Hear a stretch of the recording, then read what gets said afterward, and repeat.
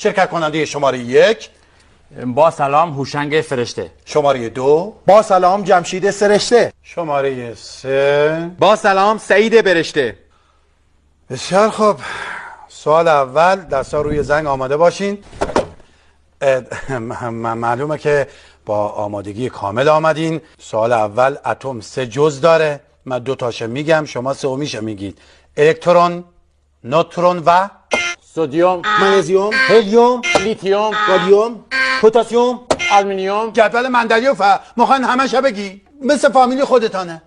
فرشته، سرشته، برشته. خب من همینه میگم.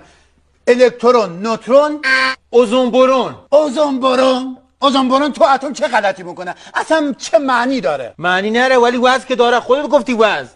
این هم وزن داره هم کم. خوردین آقا اوزون برون؟ من بیشتر قزلالا دوست دارم. خوشمزه است. حتما بخور. حتما استفاده کن. راهنمایی میکنم. جهنم ضرر. سه حرف اولش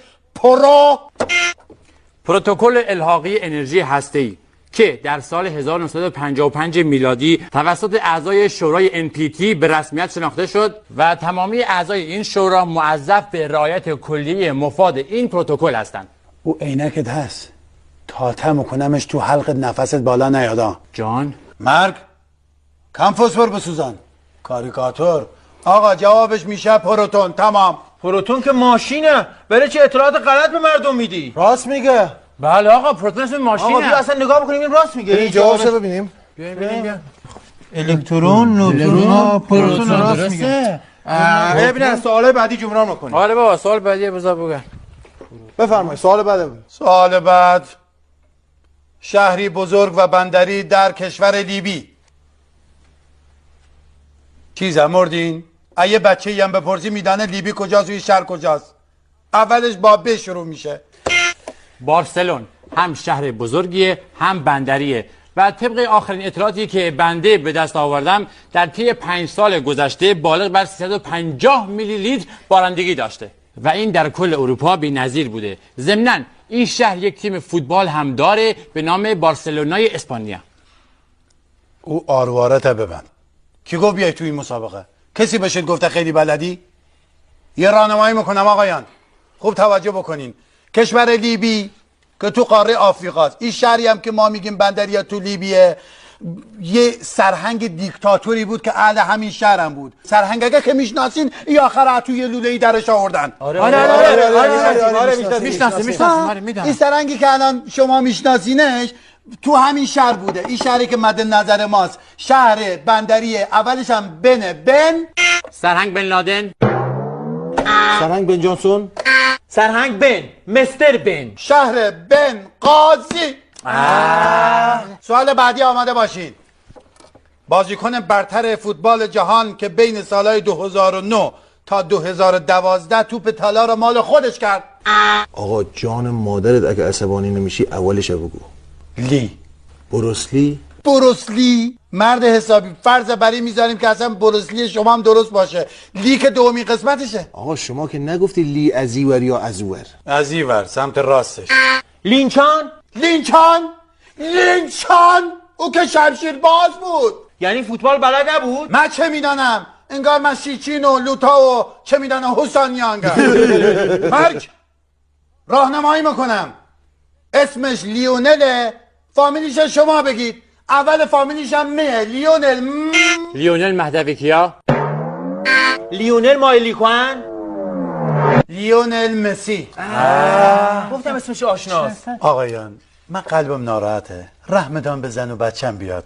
اگه میدانین سوال نمیتونین جواب بدین بریم پی کارمان. جواب میدیم. بگو. جایزه ببریم. بله. آن چیست که سر تا سر آن جمله زبان است؟ مادر زن. خیر. آدم نیست.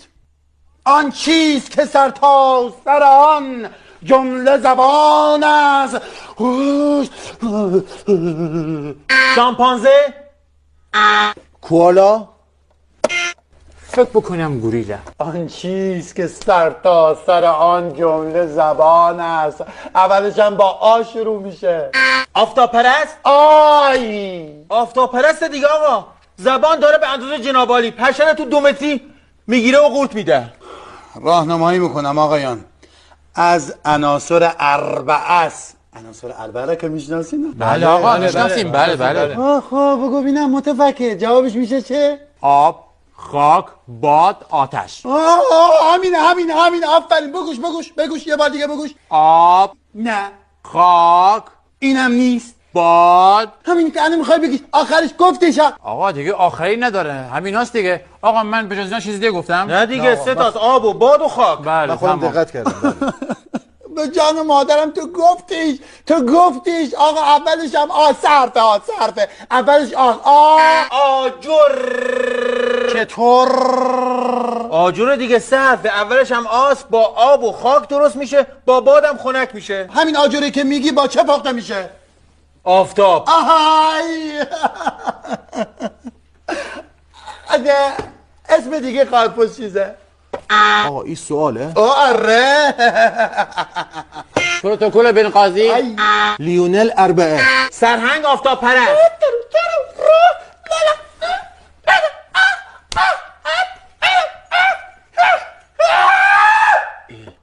طرف مثل که مشکل داره، روانیه.